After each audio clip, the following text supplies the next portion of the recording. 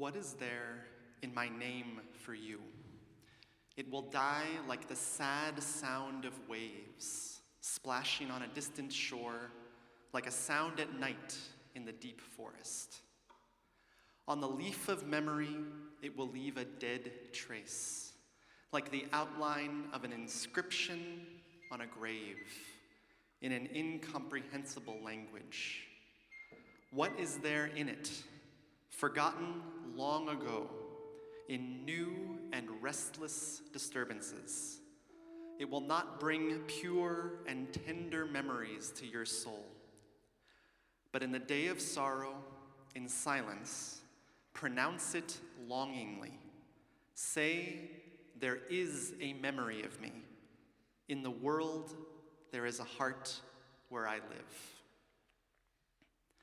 In 1952, 9 months before Dmitri Shostakovich wrote his 10th symphony, he set the words I just read to you, a poem by Alexander Pushkin, to music. The music is a sad waltz, full of melancholy and longing, just as in the text. Some of the music in the song is echoed in the third movement of Shostakovich's 10th symphony, an autobiographical movement that features not only a musical depiction of Shostakovich's name, but also the name of a woman who Shostakovich was madly in love with. At the end of the symphony, Shostakovich's name reappears in a kind of deranged moment of triumph, directly pushing aside music that Shostakovich supposedly claimed was a savage depiction of Joseph Stalin himself. Shostakovich, like so many composers before him, like Bach or Schumann, for example, was obsessed with musical codes and messages, with songs that expressed two or more meanings, with ideas that were at once black and white and profoundly complex. And this is how to describe Shostakovich himself, a man who was incredibly guarded with his public persona, and even his private persona as well. It's impossible to know anything for sure with Shostakovich, and to me, therein lies the greatest strength of his music. This 10th symphony has been described as a portrayal of the Stalin years, as a depiction of obsessive love, as a requiem, as sarcastic, as humorous, as agonizing, as triumphant, as. And the truth is that, like all of the greatest works of Western classical music, it's all of those things and much more.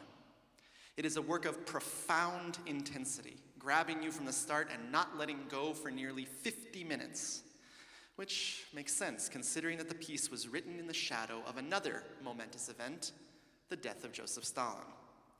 There are very few experiences like hearing Shostakovich's 10th Symphony live. And it is the kind of piece that by the end of it leaves you a slightly different person than you were when it started. Tonight we're going to be talking about a wide range of topics, all the way from orchestral color to Joseph Stalin, from symphonic form to obsessive love, and much more. All of this is coming up on this live edition of Sticky Notes, the classical music podcast with the Aalborg Symphony Orchestra.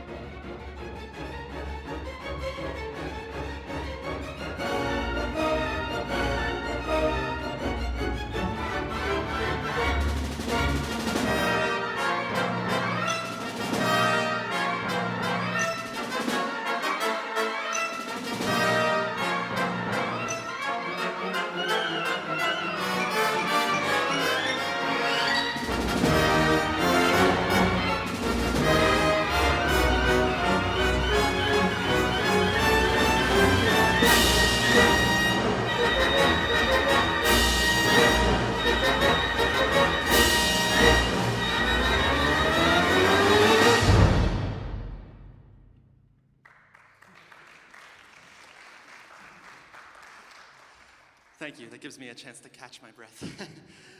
There is perhaps no composer whose life and music is so tied with the political situation that he lived in than Shostakovich. Shostakovich, who was 11 years old at the time of the Russian Revolution, spent the rest of his life as a Soviet citizen, subject to the whims of the Soviet government. The Stalin years brought Shostakovich some of his greatest successes, but also the two great catastrophes of his life. Two political denunciations, one in 1936 and one in 1948. Both nearly ended his career. The denunciation in 1936 put his life in danger, and the 1948 denunciation drove Shostakovich very close to the edge as he considered ending his own life. Until 1979, the accepted wisdom in the West was that Shostakovich, who was someone who did what he needed to do in order to get by, writing propaganda pieces when necessary, promoting the right ideas, and denouncing what he was asked to denounce. Shostakovich received heavy criticism from ex-Soviet dissidents for this, including from luminaries such as Vladimir Nabokov. But in 1979, a book was released which claimed to be the memoirs of Dmitri Shostakovich as told to the young composer Solomon Volkov. In the book, Shostakovich is no longer a quiet wallflower, but instead a man filled with bitterness and rage over the actions of the Soviet government. He described all of his symphonies after the fourth as tombstones for friends who had been disappeared by the regime, and said that the triumph that seems to appear in his fifth and seventh symphonies is meant to be sarcastic, as if someone is beating you with a stick, saying, "Your business is rejoicing, your business is rejoicing." To say that this completely changed views on Shostakovich in the West is an understatement. Overnight, Shostakovich went from Soviet stooge to brave dissident. And this isn't totally untrue, but it ignores the complexity of Shostakovich's situation and reduces Shostakovich to a kind of caricature. In fact, the accuracy of Volkov's book has been called into question, with many scholars accusing Volkov of making the entire thing up. Recent scholarship and anecdotal evidence from those who knew Shostakovich has seemed to settle on what I consider to be a perfectly Shostakovichian answer. None of the words in the book Testimony are actually Shostakovich's, but they are his feelings, his sentiments. And so therefore the book has a kind of inaccurate accuracy. I think the great German conductor Kurt Sanderling, who spent quite a bit of time in the Soviet Union during his lifetime and was friends with Shostakovich, described it best when he said that Shostakovich brilliantly walked a tightrope that only he could, and that he survived those years. And that, in and of itself, was Shostakovich's triumph. Triumph and tragedy are always joined at the hip in Shostakovich's music, and that is certainly true of the 10th Symphony. But before we begin to analyze the symphony, we have to mention one more thing. This 10th Symphony was written just months after the death of Joseph Stalin. And in Testimony, Shostakovich, or the voice of Shostakovich somehow, says that the symphony was a reflection of the Stalin years. This certainly makes a lot of sense, though in the third movement we diverge from that a bit. But I have this wonderful orchestra behind me, so let's hear how this first movement begins. With such a big orchestra on stage, perhaps it's a surprise that Shostakovich starts the symphony with just the cellos and basses, writing a mysterious and unsettling melody that takes us into a melancholy and brooding world.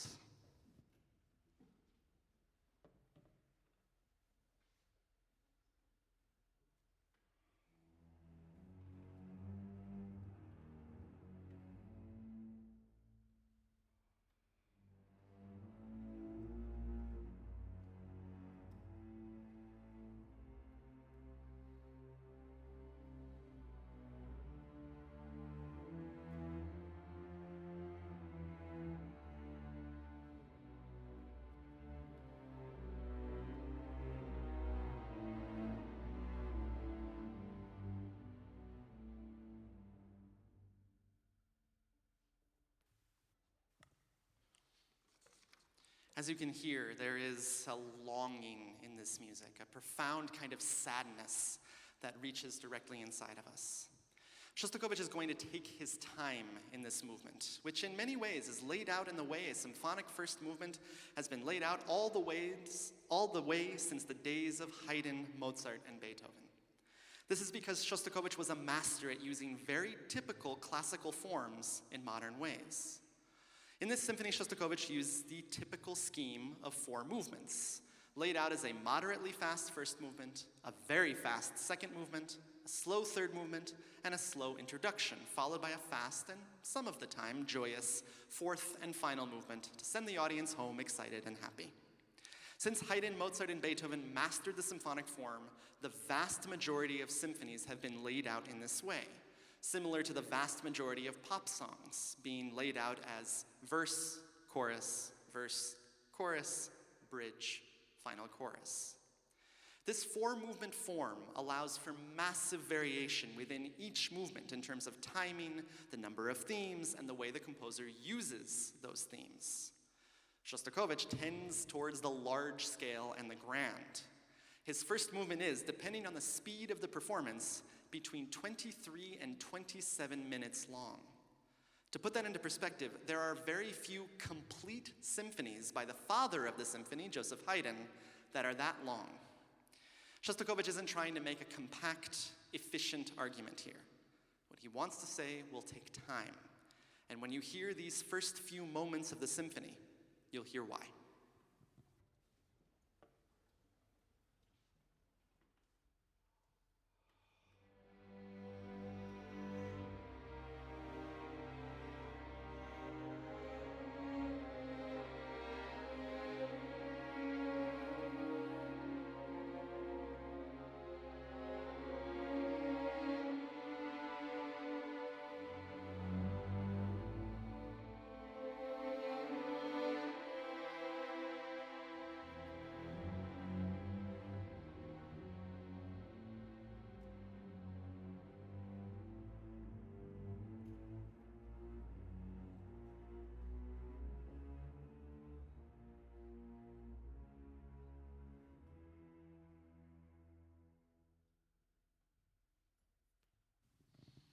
This is expansive music, and it seems to be searching for something.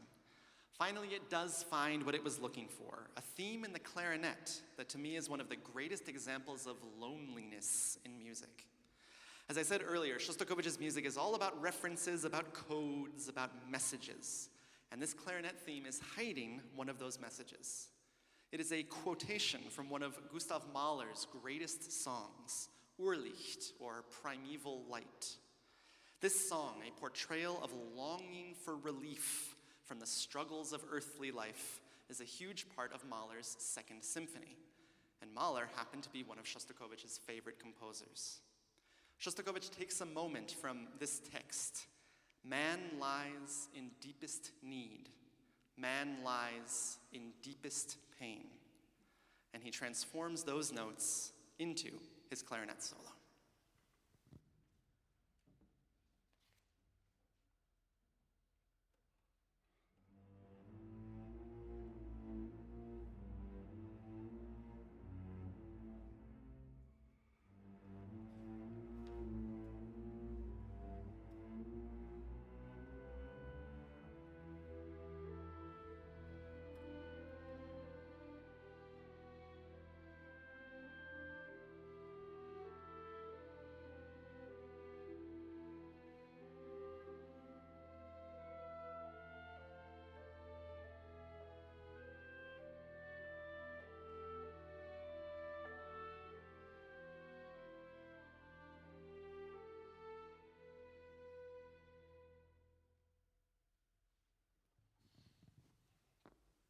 This will build into the first of many agonized climaxes in the first movement, all based on that melody and the brooding idea from the low strings at the beginning. At the peak of this first section, Shostakovich has almost the entire orchestra sing out the Urlicht melody, while the horns and cellos play an upside-down version of the opening cello bass idea.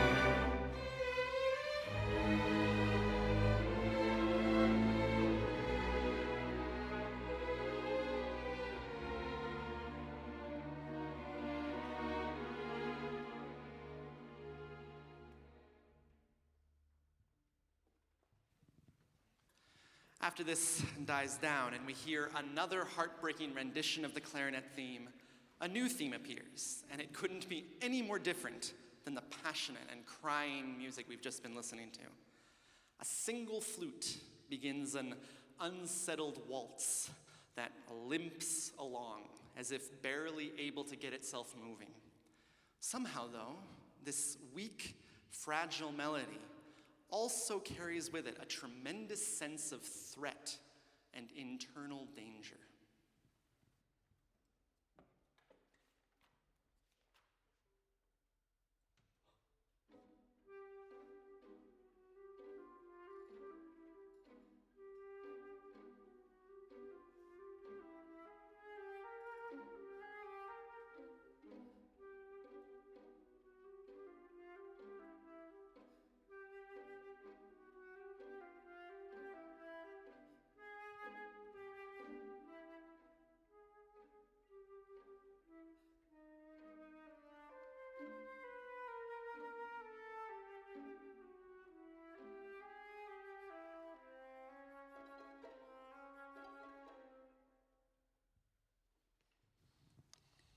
Shostakovich builds this to what we think is a fever pitch, but we haven't seen anything yet. This marks the end of the exposition section of the movement, where Shostakovich has laid out his themes. To recap, we have the cello bass theme, the lonely Mahler clarinet theme, and the limping but dangerous flute theme. We now enter the development section, the traditional place where a symphonic composer would take his or her themes and turn them upside down, inside out, around and more, sometimes to the point where the themes are not recognizable anymore. This is not the case with Shostakovich in this symphony. Throughout the development, we will always be able to recognize the themes, but what Shostakovich does is he stacks them on top of each other. The other thing that Shostakovich does is that he builds the music to one emotional high point after another. At each moment, we think he can't go any further, and yet he does. At one point in the movement, we hear all three themes at once. First, listen to this extended excerpt, and then we'll take it apart a little bit.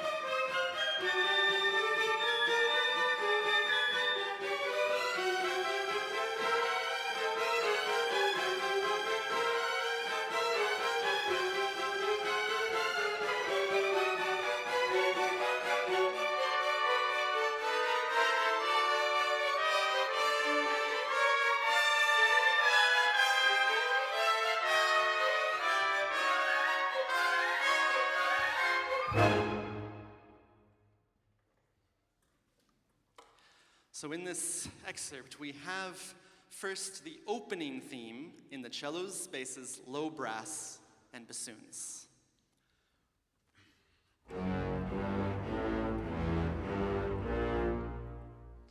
We have the third theme in the trumpets.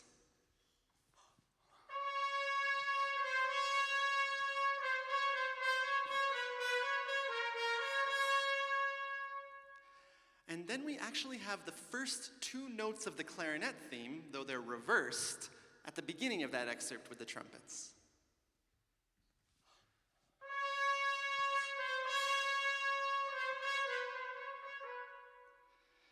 This use of the two themes in just one group of instruments is a way for Shostakovich to show us subtly that even though the clarinet theme and the limping theme sound so different, in the end, they are made up of very similar materials. As the development continues, Shostakovich keeps varying which themes appear and which don't, all while constantly ramping up the intensity. We'll play you a longer passage of the movement now. It's very unusual for a first movement to potentially be the most emotionally intense movement in a four-movement symphony. But I think you can argue that nothing tops the development section of this movement in the intensity department. Listen for all three themes and how they interact with each other, but most importantly, listen for the profound emotional depth that Shostakovich achieves.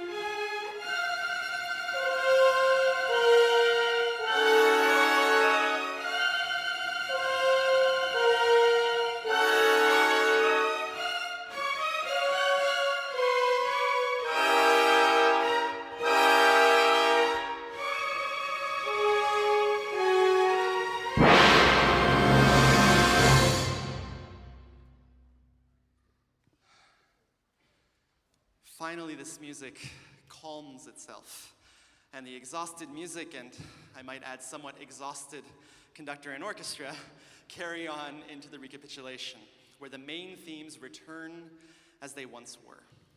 For the reappearance of the third theme, Shostakovich further ties the Mahler clarinet theme and this third theme together by using two clarinets to play the limping music. But this time it's beyond exhausted, practically non-responsive, as if it has nothing left to give after the outpouring in the middle of the movement.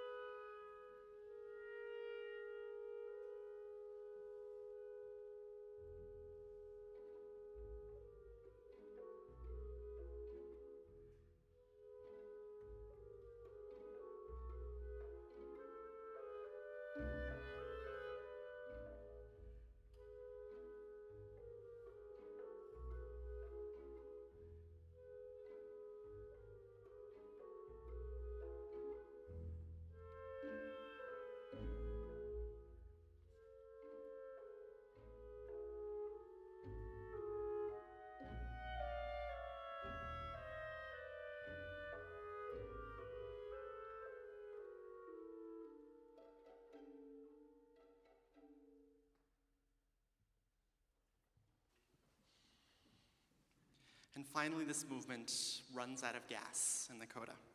Slowly but surely, the music rises higher and higher, as if it is ascending into whatever Shostakovich considered to be heaven. A lonely piccolo plays the last gasps of the third theme, while the cellos look back on the opening theme, now with nostalgia. It is one of the most eerie and unsettling endings of a movement you can imagine, and it leaves nothing resolved.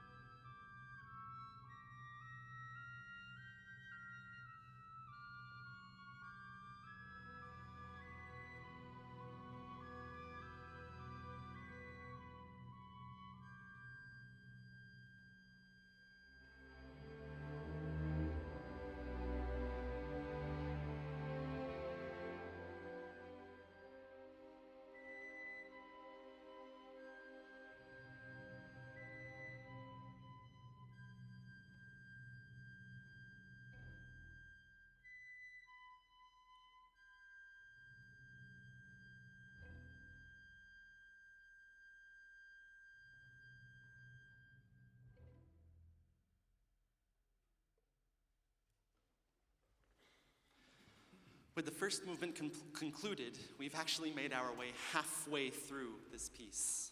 The second movement is shockingly short by comparison, lasting only about 4 minutes, less than the length of the exposition of the first movement. In testimony, Shostakovich is quoted as saying that the second movement is a direct portrayal of the brutality of Joseph Stalin. Whether that is true or not, this movement is 4 minutes of concentrated fury. As the conductor Mark Wigglesworth has pointed out, it begins with Shostakovich instructing the strings to play as loudly as possible. And then he follows that with no less than 50 crescendos.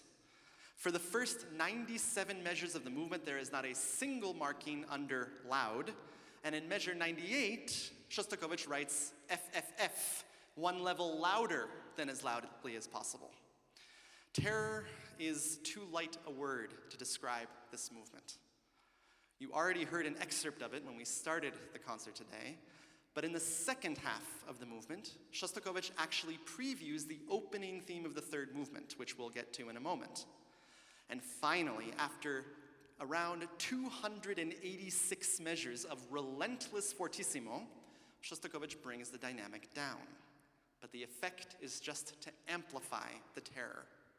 And soon enough, the orchestra rises again until the movement rushes off in a swell of fury. The truth is, there isn't a huge amount to say about this movement. It's simply there for us to experience. I don't know if testimony is correct in that this movement is a portrayal of Stalin. If it is, it's a remarkably effective way to portray a man who was responsible for perhaps 20 million deaths. If it isn't, it's a remarkably effective way to portray any kind of terror and brutality in a kind of universal way.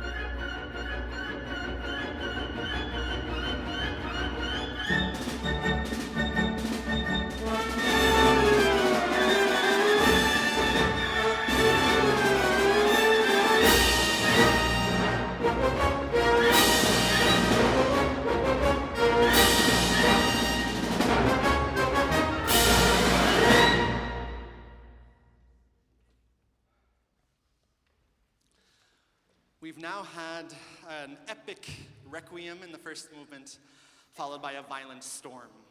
Where can we go next? This is the opening of the third movement.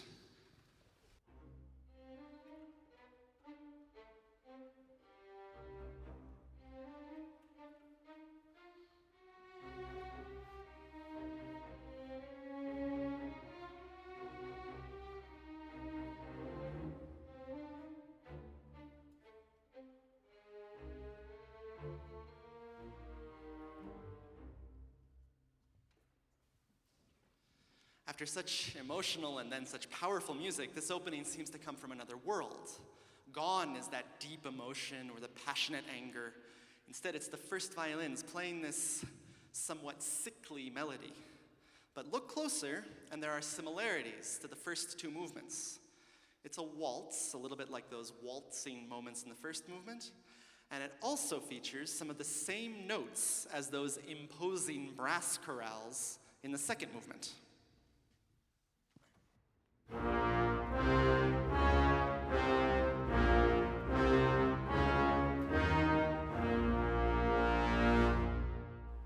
Shostakovich takes that, slightly modifies it, and turns it into this.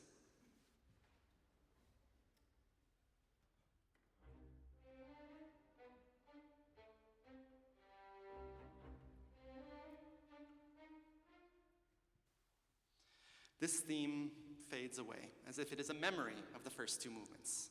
And in its place, we hear a shrill melody that is like a waltz, but viewed through the wrong end of a looking glass.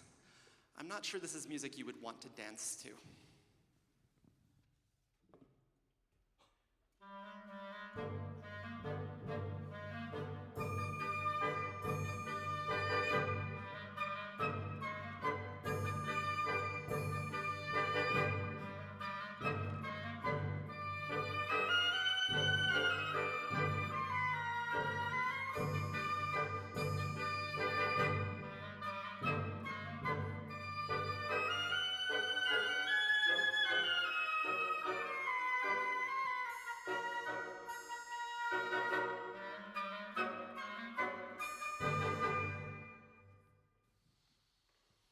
This music is actually the first moment of autobiography in the piece. And this is because those notes, bum, bum, bum, bum, spell out Shostakovich's signature. We have a D, then an E flat, which is spelled E-S in German notation, a C, and then a B, spelled with an H in German notation. Spelled out, this is D for Dmitri, S-C-H for the beginning of Shostakovich's name. It's a bit of a stretch, but composers since the time of Bach have been doing these kinds of things, manipulating notes to create these kinds of codes in their music. And Shostakovich was obsessed with his DSCH motive, most prominently in his 8th string quartet, which essentially is a 20-minute-long exploration of that motive. This motive is so powerful in a musical sense because it seems to imply different tonalities, but also no tonality at all, creating that perfect kind of ambiguity to describe the complex persona of Shostakovich. This music in the third movement of the symphony seems to be trying to feign confidence, as if it is trying to overcome something. What that something is, we'll find out in a moment.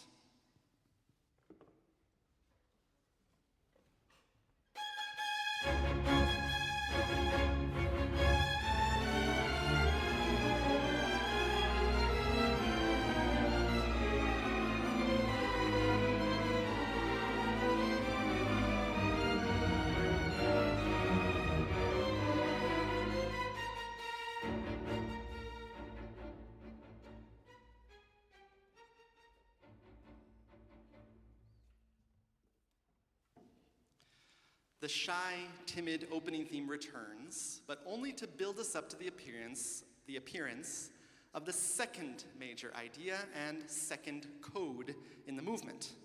The cellos lead us up with the DSCH motive to a horn call that is actually two different codes in one.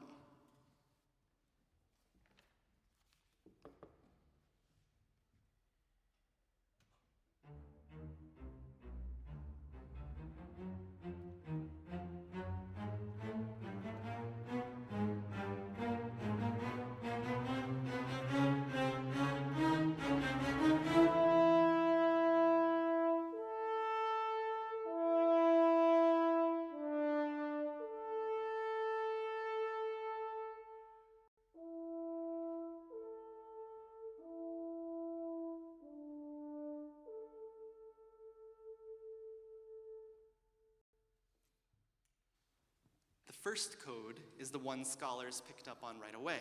It's a quote from Mahler's, again Mahler, Das Lied von der Erde, the Song of the Earth, actually the very beginning of that piece, a horn call that begins that profound meditation on life and death.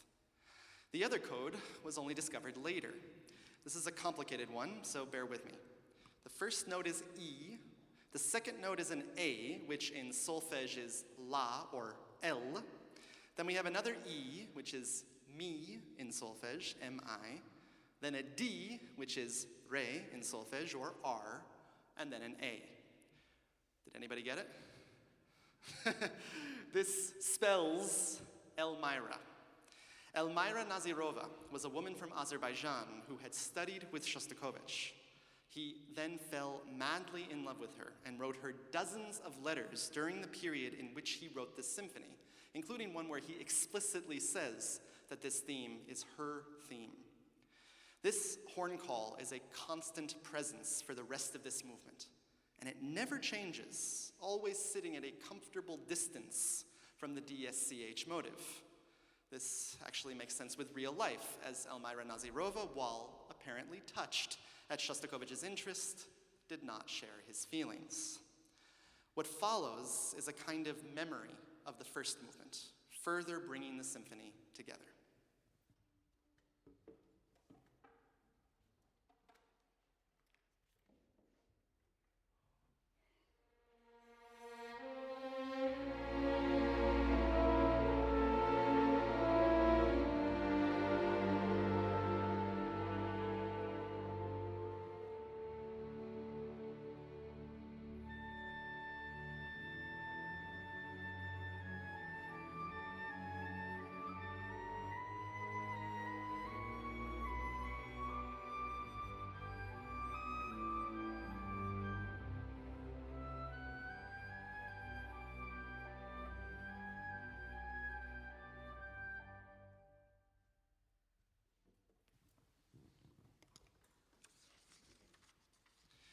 There is a kind of calm in this music, but soon after that it is broken, as the DSCH motive is going to make its return, this time in a grotesque waltz that in my mind is trying to be seductive, but it fails miserably.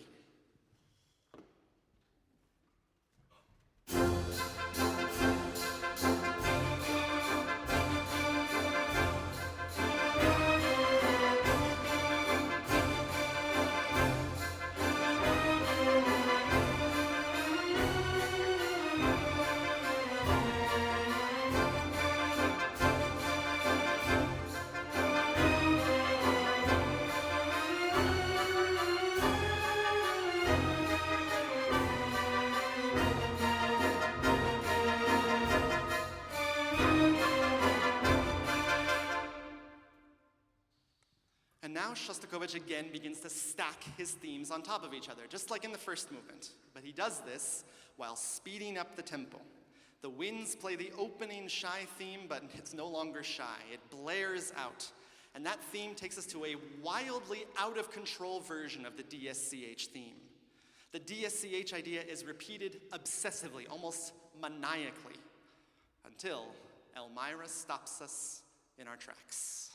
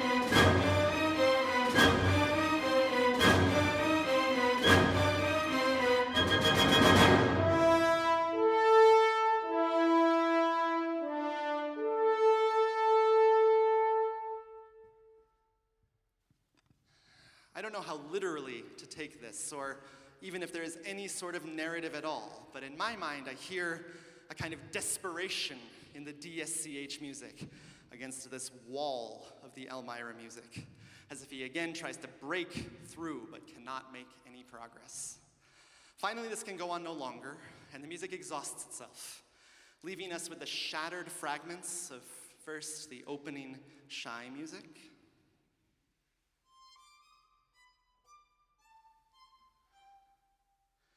and the DSCH music.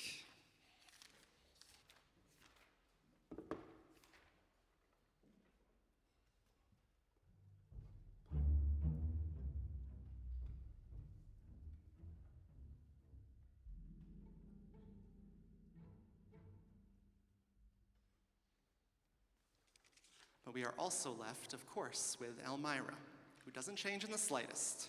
Her horn call is as perfect as ever, unaffected by the hysteria of before, and we finish the movement in this eerie little tale with barely audible whispers of DSCH over an ambiguous chord in the strings. Once again, everything is unresolved.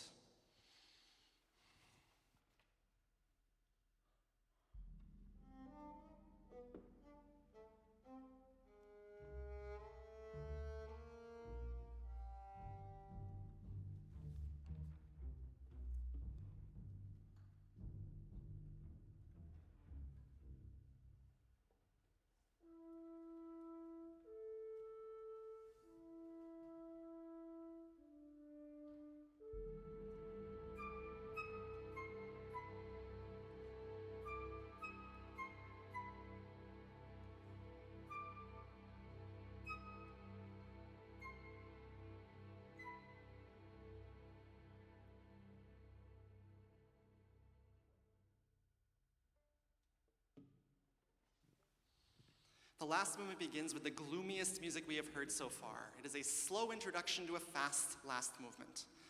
But I think there is no composer that portrays, as I said before, loneliness like Shostakovich does, which makes this opening particularly striking. It starts with an oboe solo, like it is being played or sung over an empty Siberian landscape.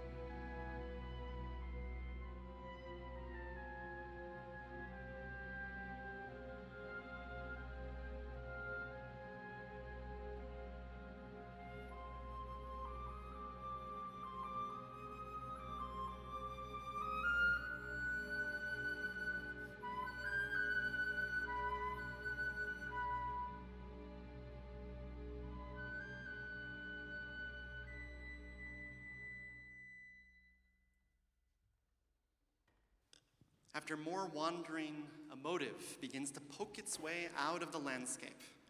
It doesn't sound like much at first.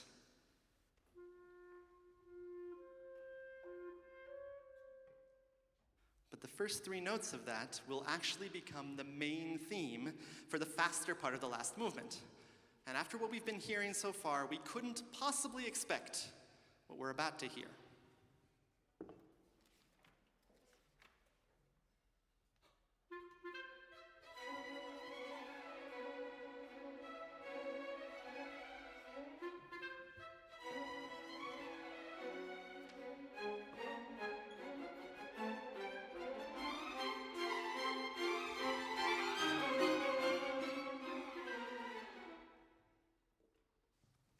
This kind of hyper, cheerful music is completely divorced from everything we've heard so far, but Shostakovich built it out of that little motive from the introduction of the movement.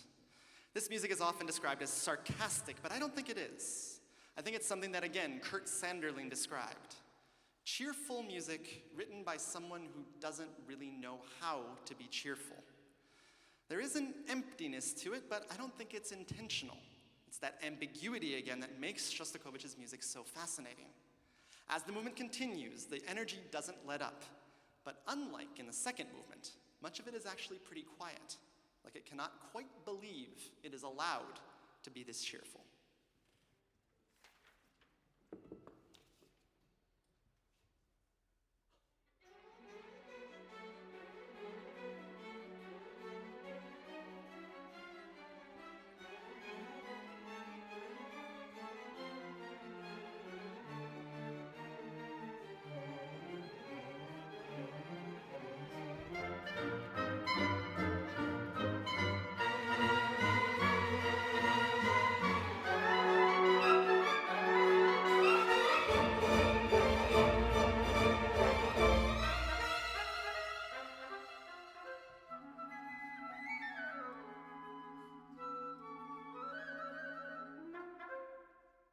But the middle section of the movement now begins to bring back that intensity from the earlier movements, but again in a pretty lighthearted way. A series of episodes follows, with music that sounds alternately a bit wild, a bit folksy, and a bit threatening, all at once.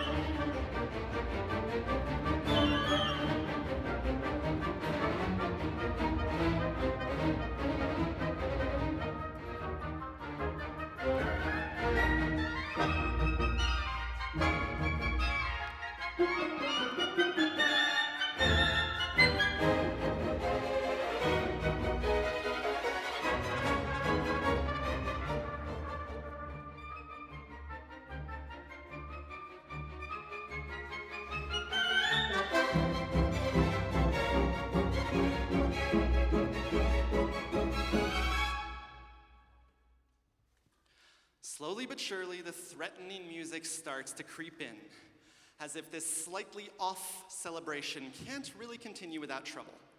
The rolling music from earlier returns, but now low in the strings, with threatening low brass chords underneath.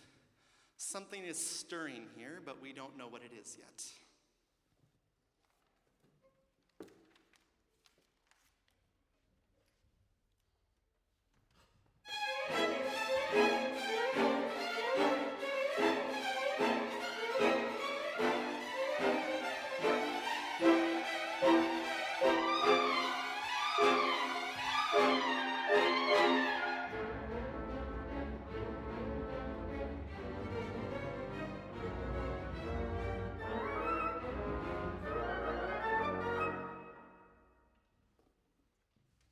Once the buildup begins, it is impossible to stop. Shostakovich carefully calibrates his dynamics or volume indications so that he doesn't give anything away too soon. Instead, we feel momentum, like a speeding train coming straight for us. Listen to the way Shostakovich passes the themes around, and listen also for the way he saves the big guns, the percussion and the low brass for the big moments. Finally, at the end of the buildup, you will hear the re-emergence of the terrifying music from the second movement, until it is stopped in its tracks by something quite familiar.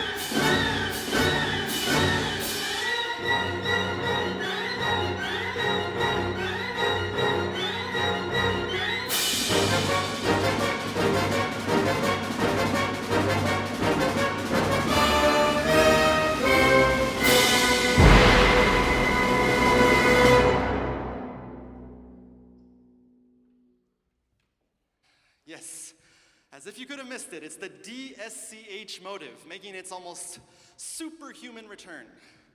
One could look at this in a very psychological way and say that this is Shostakovich defeating the Stalin music once and for all, sticking his tongue out, or, as we say, flipping the bird to Stalin after his death for all that he put Shostakovich and, of course, the whole Soviet Union through. But it could just be Shostakovich reusing a motive again from an earlier movement, something so many composers have done before him and after. What comes after this explosion is a kind of requiem for everything we've been through. But this sadness is interrupted multiple times by strange interjections of the DSCH motive, as if the DSCH motive is saying it's time to stop reflecting and to move on.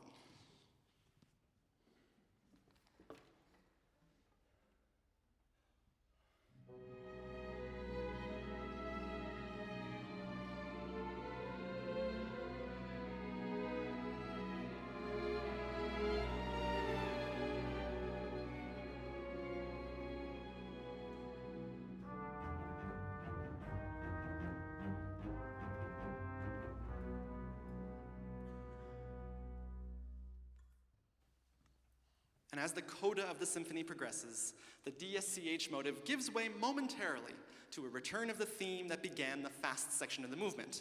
But this time it is played by a silly, bouncing bassoon, almost like a clown has marched onto the stage. What follows is more wild music of empty celebration. We've got yet another and the final build-up here, but the sense of terror is gone. Instead, a delirious ecstasy sets in.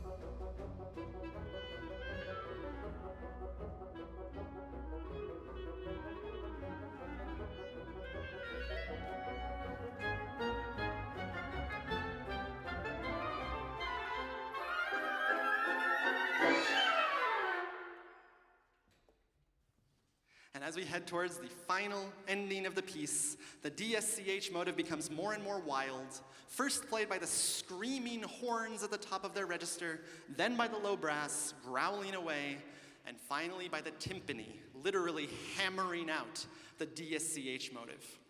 In some ways, I would compare this ending to the ending of Berlioz's Symphonie Fantastique. There is a kind of bloodthirsty character to that music, as the witches celebrate the death of the hero and dance on his grave. Again, if this symphony is about the Stalin years, then I can certainly imagine a kind of happiness here, dancing on the grave of Stalin while fully cognizant of the fact that perhaps nothing has changed. This is why this ending is often referred to as an empty celebration. But with that said, as Sanderling said, Shostakovich survived those years and was still standing, writing this masterful symphony after the death of his tormentor. So there is a kind of truth to the celebration as well.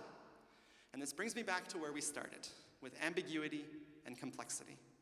Testimony might be completely fabricated, and this symphony, in the end, might have nothing to do with Stalin at all. In Shostakovich's music, everything is up for interpretation. And that interpretation does not only come from the stage or from me, it comes from you as well. Shostakovich's music is a musical Rorschach test. You hear the music in your own way, and you take it home with you in your own way as well. So as we listen to the end of this symphony now, I really encourage you to hear it first as pure music. Then maybe add in the DSCH motive to your thoughts. And then, and this is the important part for those of you here, come back tomorrow night to hear the entire symphony so you can make your interpretation whole. Thank you again for joining us today. We do hope that we see you tomorrow. And here now is the end of Shostakovich's 10th Symphony.